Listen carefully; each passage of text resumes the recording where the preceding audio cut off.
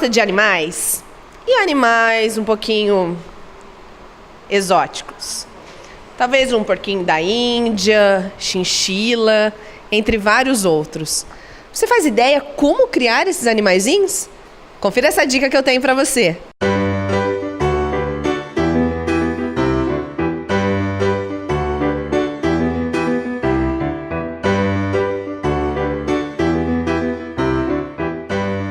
Hoje eu estou na Clínica Vita, na cidade de Taubaté, com o Dr. Lucas Amaral, que é especialista em animais exóticos. Você que está em casa, que tem vontade de criar uma espécie diferente desses animaizinhos, precisa saber, antes de mais nada, quais são os cuidados, os primeiros passos para ter um animal desse em casa. O Dr. Lucas vai explicar para vocês. Dr. Lucas, tudo bem? Tudo ótimo, Vanessa. Doutor Lucas, explica para essa galera que está em casa, quem tem vontade de ter um animal exótico, né? Seja uma ave, seja, por exemplo, um porquinho da Índia, como a gente fez uns flashes ali no início da imagem. Qual é o primeiro passo para que a pessoa possa adquirir um desses animais?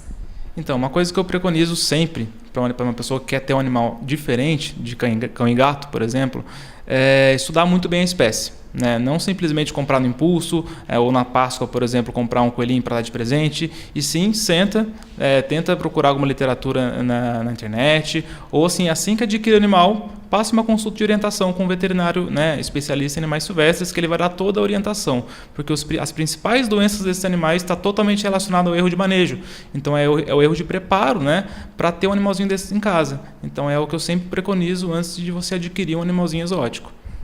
Legal. No caso de um animal exótico, todos eles precisam de alguma documentação específica, de alguma regulamentação ou não? Porque a gente vê que tem alguns lugares aí que vendem esses animais de forma inadequada, né? Que fazem a reprodução de forma inadequada. Como agir dessa forma?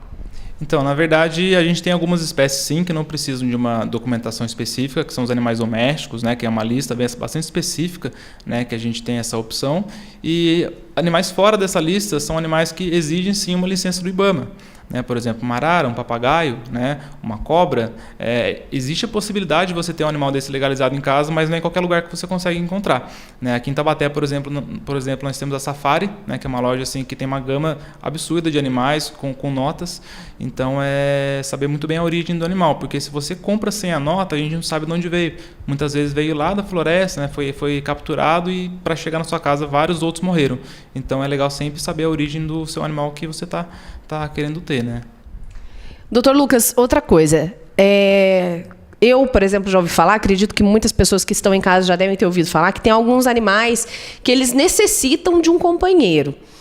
É verdade ou é mito isso? O animal realmente ele precisa ter um companheiro da mesma espécie ali para que não tenha algum problema emocional e venha acarretar algum problema físico com o animalzinho ou não? Depende muito do indivíduo e da espécie. Tá, isso é muito amplo. Tem animais que vivem sim solitários, por exemplo, uma serpente. Você não precisa ter mais de uma em um recinto, dá para ter uma tranquilamente. Na natureza eles vivem assim. Agora, por exemplo, algumas aves, né, são bastante carentes. Né? Então, se a pessoa não consegue dedicar muito tempo a ela, por exemplo, uma ararajuba, não consegue ficar, né, vai trabalhar de manhã, volta só à noite, o animal muitas vezes se estressa muito e fica sozinho. Então, nesse tipo de situação, é muito legal você ter um companheiro. Né? Então, varia bastante essa questão de companhia. Doutor Lucas, qual é a missão da Clínica Vita? Quais são os serviços oferecidos para os clientes? Então, hoje, né, a Clínica Vita, além dos animais silvestres, que eu atendo sim, com muito amor, a gente tem também a questão dos cães e gatos. A gente tem uma equipe bastante grande aqui que lida com cães e gatos, internação 24 horas, né, atendimento 24 horas, hotelaria, banho-tosa, internação de doenças infecto-contagiosas separada. Isso é muito importante também para não misturar um animalzinho que está com uma doença contagiosa para um animal que está sadio, muitas vezes. Né? Então a gente tem esse diferencial. A gente tem a parte de cursos aqui também que está muito movimentado agora nesses últimos dias, que está acontecendo pós-graduação aqui. Então é muito legal essa questão também de educar outros profissionais. Né? E em relação à missão da clínica, né, uma coisa que eu vejo demais, né, errado, assim, uma coisa que não me brilha os olhos, né, nas outras clínicas, é a questão da falta de humanidade. Muita clínica acaba lidando do animal como um número, né? Então, isso eu prezo muito aqui na clínica, assim, a gente fazer uma relação muito boa com o cliente, a gente ter realmente uma amizade, né? Tanto é que muitas vezes a gente chora junto, a gente ri junto. Então, isso para mim é ser humano, né? E graças a Deus é o que está dando bastante visibilidade para a clínica, e a gente está crescendo com isso, né? Então isso eu vou manter sempre, por mais que a gente esteja aí muito maior, mas vai ter sempre essa questão humana na clínica. O Dr. Lucas falou algo muito interessante, que é, então, para os alunos que são graduados em medicina veterinária, a clínica, então, oferece também o curso de pós-graduação, entre outros cursos. Um exemplo, nós temos cursos técnicos, né, para quem quer atuar na área de veterinária, como auxiliar. Esse curso é oferecido também pela clínica? Então, o curso de auxiliar veterinário, a gente está com a previsão de abrir agora nesse semestre, né? Mas a gente tem vários outros também já acontecendo, né? Se as pessoas procurarem nossas redes sociais, vão encontrar, né, mais informações, mas assim, tem muita coisa para acontecer nesse ano ainda, tá? Em relação a cursos. Certo. E eu fiquei sabendo que o senhor separou alguns animaizinhos aqui para a gente mostrar para o pessoal.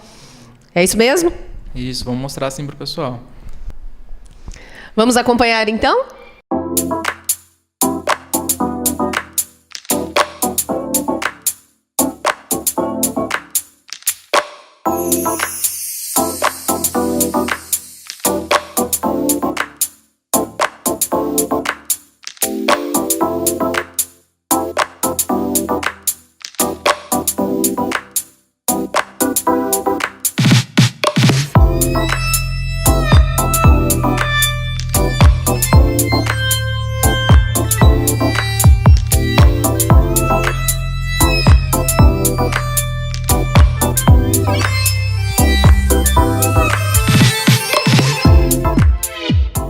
Aqui, junto conosco, está essa belezinha, o Cauê. Ele é um papagaio verdadeiro e é um menininho ainda, né, Dr. Lucas? Isso, o Cauê está aqui com a gente, é um paciente, né, bastante especial, está em observação, passou por alguns momentos difíceis, mas agora já está quase de alta, né? E ele é um figurinha, é jovenzinho ainda, né? Tem em torno de 1 ano, então tem muita vida pela frente, né? Graças a Deus ele logo vai para casa. Quanto tempo vive um animal desse? O papagaio, em média, 50 anos, né, que a gente costuma ver, né, na clínica. Esses dias eu recebi um papagaio com 55 anos, já bastante idosinho, mas essa é a média de papagaio. E, Dr. Lucas, eu acredito que seja a mesma curiosidade do pessoal que está em casa, para saber o sexo de uma ave. É possível, é fácil ou não?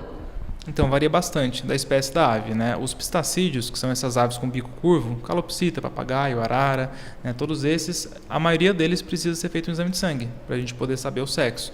Algumas espécies têm uma diferença entre macho e fêmea, mas, na maioria dos casos, o exame de sangue. Certo. E eu estou vendo aqui que o Cauê ele é bem mansinho, né? Isso, ele é bem tranquilo. Cauê, deixa eu ver se ele vai dar bola aqui para mim, gente. Não, ele está feliz no puleirinho dele.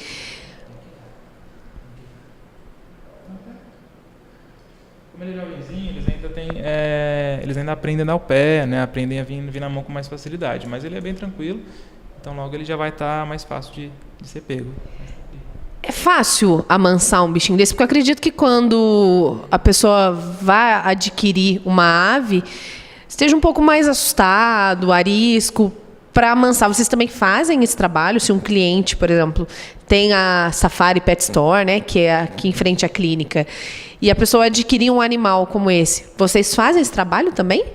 Na verdade, seu trabalho tem que ser feito na loja, né? Então, o legal é você adquirir um animal já com o mínimo de contato com o ser humano.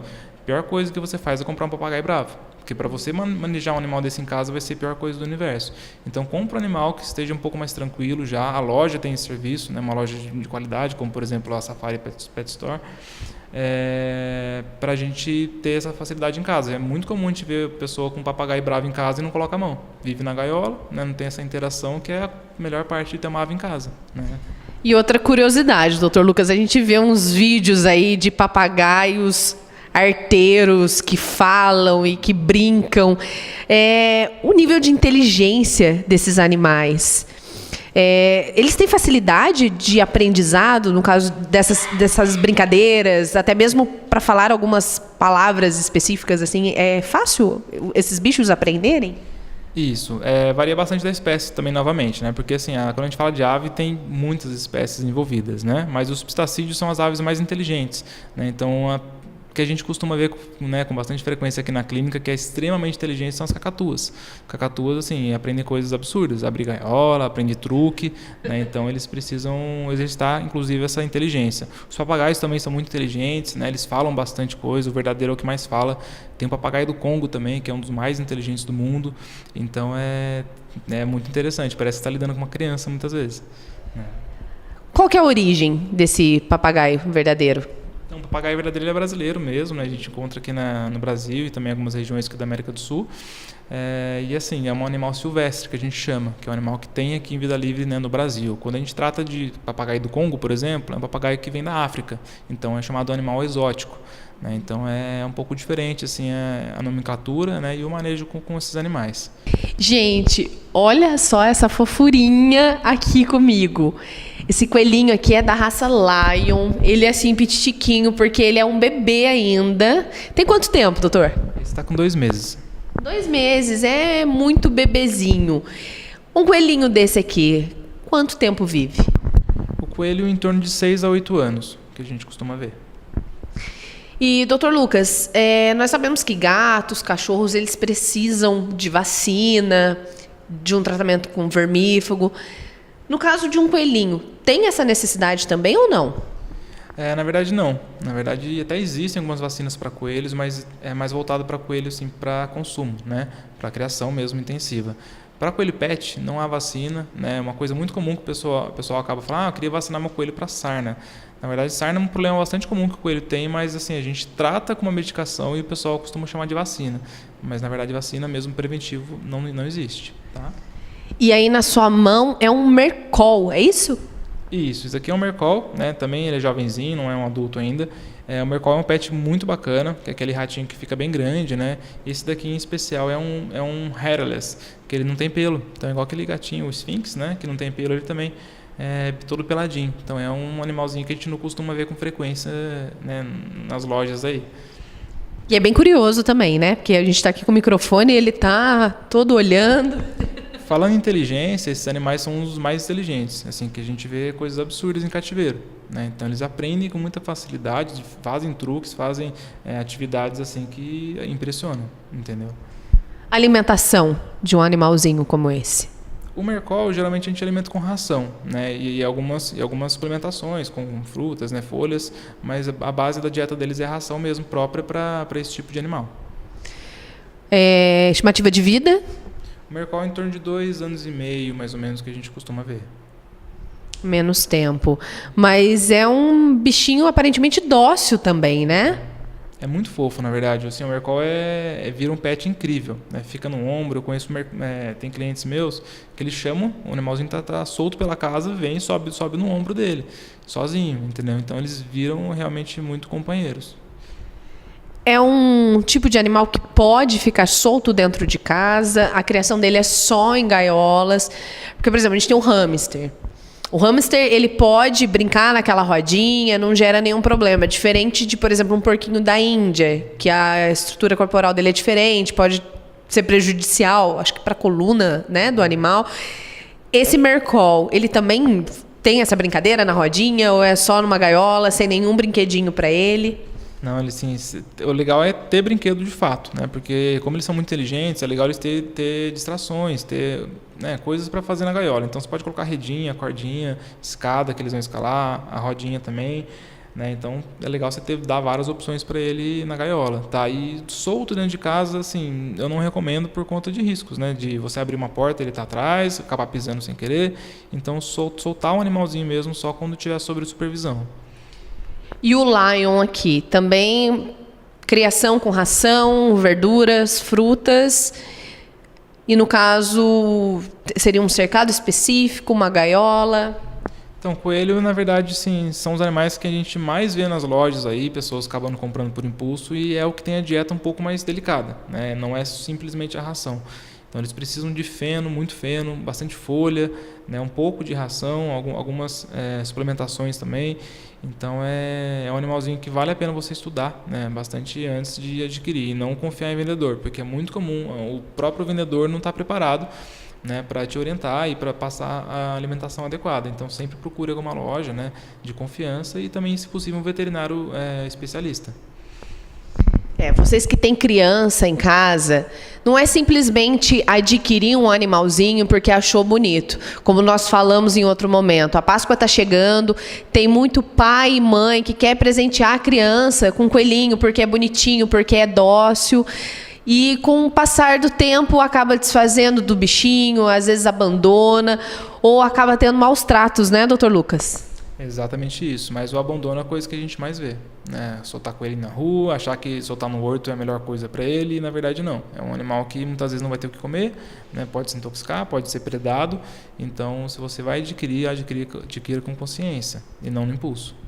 E temos aqui também um porquinho da Índia, que também é um pet exótico, que além de muita responsabilidade, precisa de cuidados específicos no momento da criação. Né, doutor? Isso mesmo, a alimentação deles também não é das mais simples, né? Precisa sim ter algumas coisas diferenciadas, não apenas a ração. Então o principal erro que a gente vê é a pessoa achar que é um cachorrinho, coloca um pote de ração, um pote de água e chega pra gente com vários problemas decorrentes disso.